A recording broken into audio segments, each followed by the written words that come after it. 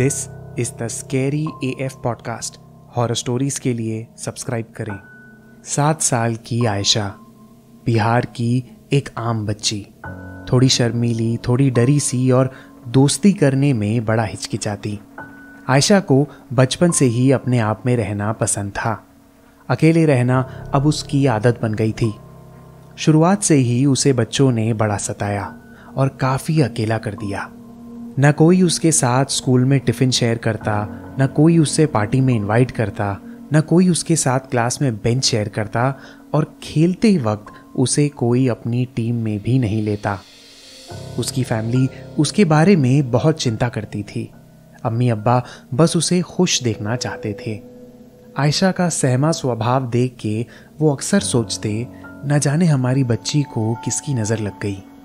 4 साल की उम्र तक तो आयशा खूब मुस्कुराती, दौड़ भाग करती, पर जैसे ही उसने स्कूल जाना शुरू किया उसका मिजाज ही बदल गया। खैर, एक दिन आयशा अपनी बिल्डिंग के प्लेग्राउंड में आई और वहाँ सारे बच्चे खेल रहे थे। रोज की तरह आयशा कोने में जाके बैठ गई। जिस बेंच पे वो बैठी उसके नीचे उसे कुछ अजीब सा नजर आया। आयशा ने हाथ बढ़ा के खींचा तो देखा बुरी हालत में एक गुड़िया को किसी ने फेंका हुआ था। हाथ फटा हुआ, आंख निकली हुई, बाल उलझे और कपड़े गंदे हुए रखे थे। 7 साल की बच्ची आयशा उसे देख के न जाने क्या सोचने लगी। शायद उस गुड़िया का हाल देख आयशा उसे अपने जैसा ही समझने लगी। वो उसे अपने साथ घर ले गई और मम्मी से कह के उसका हाथ सिलाया, फिर उसके बाल सुलझाए, किसी और गुड़िया के कपड़े पहनाए और स्केच पेन से उसकी आंख बना दी। अब वो गुड़िया बिल्कुल नई जैसी बन गई। उसे देख के आयशा के चेहरे पे मानो खुशी वापस आ गई। उस रात आयशा उसे पकड़ के सोने लगी और वादा किया कि वो उसका हमेशा ख्याल रखेगी। ये बात सुनते ही उस गुड़िया में जान आ गई और धीमी टूटी सी आवाज में उस गुड़िया ने कहा, आयशा, तुमने तो मुझे नया बना दिया। We will be best friends। ये सुन के आयशा के चेहरे पे एक अजीब सी मुस्कुराहट आ गई, मानो उसे वो दोस्त मिल गया जिसकी उसे तलाश और जरूरत थी। आयशा ने उस गुड़िया को कस के सीने से लगाया और वादा किया कि वो हमेशा साथ रहेंगे। आयशा को सोते देख उस गुड़िया ने भी आंखें बंद कर ली। अगले दिन स्कूल में रिसेस के दौरान एक बच्चे ने आयशा से जबरदस्ती उसका टिफिन छीन लिया। आयशा को बहुत गुस्सा आया, पर वो बचपन से ही नादान और भोली सी थी। वो ना कुछ बोल पाई और ना कुछ किया। उसकी आंखों में आंसू आ गए। सिसकियां लेके रोते हुए उसने अपनी गुड़िया को कस के पकड़ लिया। वो अपनी बेंच पे बैठ के उस बच्चे को गुस्से में घूरने लगी और वो बच्चा अचानक चिल्ला पड़ा। अपना सर पकड़ के जोर जोर से रोने लगा। मेरे बाल कह के चिल्लाने लगा। आयशा उसे नफरत भरी निगाहों से घूरती रही। कुछ सेकंड बाद आयशा अपने ख्यालों से निकली और देखा कि वो उस गुड़िया के बाल नोच रही थी। बाल नोचते हुए उसने उस बच्चे को देखा और वो बच्चे के साथ भी वही हाल हो रहा था। वो डर के क्लासरूम से भागी और गर्ल्स टॉयलेट में उस गुड़िया को ले गई। घबराहट से उस गुड़िया को देख के वो सोचने लगी कि आखिर ये सब था क्या। उस गुड़िया की आंखें धीरे से खुली और उसने आयशा से कहा, तुमने मेरा इतना ख्याल रखा, अब मेरी बारी। जो तुम मेरे साथ करोगी वो उनके साथ होगा, because we are best friends. ये बात सुन के आयशा का बचपन खेल गया। उसे समझ आया कि अब कोई उसे तंग नहीं कर सकता। वो अब खुल के बिना डरे जी सकती है।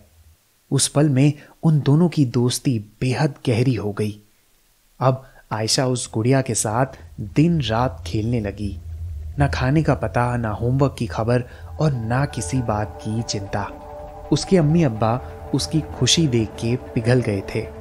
आखिरकार उनकी बच्ची का बचपना जो खेल गया था। अगले दिन स्कूल में ब्रेक खत्म होते ही मैथ्स के क्लास में आयशा बोर हो रही थी। ब्लैक बोर्ड पे चौक घिसने की आवाज से उसे बेहद चिढ़ थी और वो मैथ्स टीचर बच्चों को शांत करने के लिए अक्सर चौक घिसा करती थी। इस बार तो हद ही हो गई। टीचर काफी गुस्से में थी और वो चौक को घिसते ही चली गई।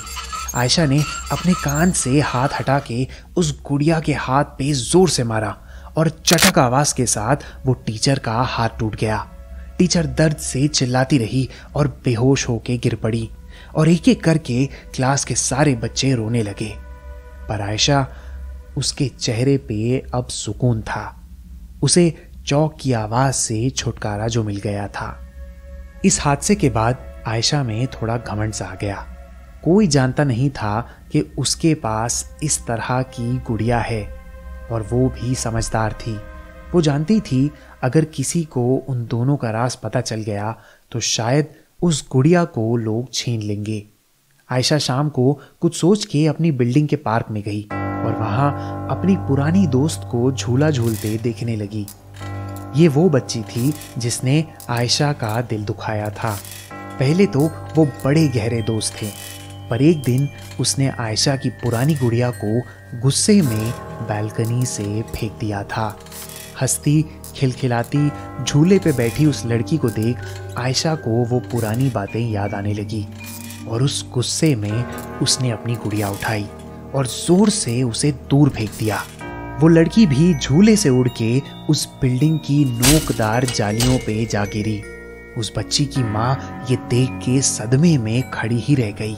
आयशा ने अपनी गुड़िया उठाई और उसे देख के मुस्कुराने लगी और गुड़िया ने मासूमियत से अपनी आंखें खोली और कहा, We are best friends. रात के 10 बज रहे थे। आयशा अपने रूम का दरवाजा बंद करके हर रोज की तरह गुड़िया के साथ खेल रही थी। तब अचानक उसकी अम्मी रूम में आ गई और देखा कि आयशा ने ना खाना खाया, ना होमवर्क किया और ना तो अपना स्कूल का यूनिफॉर्म उतारा। वो बस उस गुड़िया के साथ खेल रही थी। उसकी अम्मी को गुस्सा आ गया। वो लपक के गुड़िया छीनने के लिए चली गई।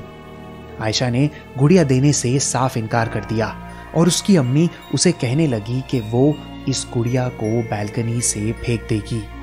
ये बात सुन के आयशा के मन में डर बैठ गया। वो इस गुड़िया को किसी भी हालत में नहीं खो सकती थी। उसकी अम्मी उसके पास दौड़ के आ रही थी।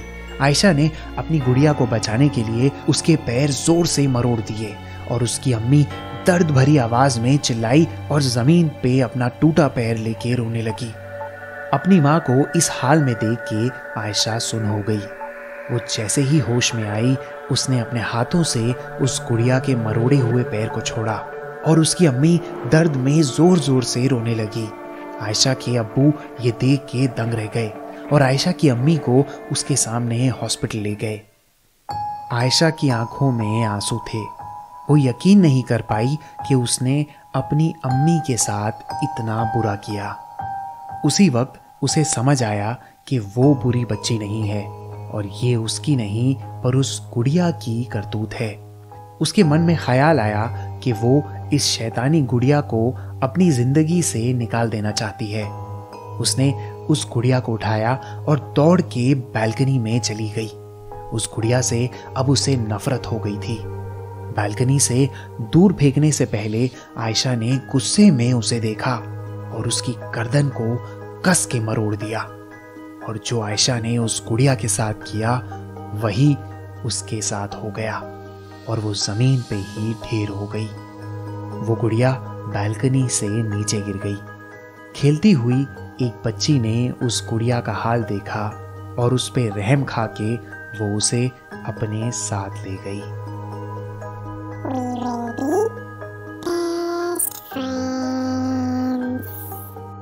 अगर आपको ये कहानी पसंद आई तो लाइक और सब्सक्राइब ज़रूर करें। इससे हमारे जैसे लोकल आर्टिस्ट की कहानियाँ कई लोगों तक पहुँच सकती है।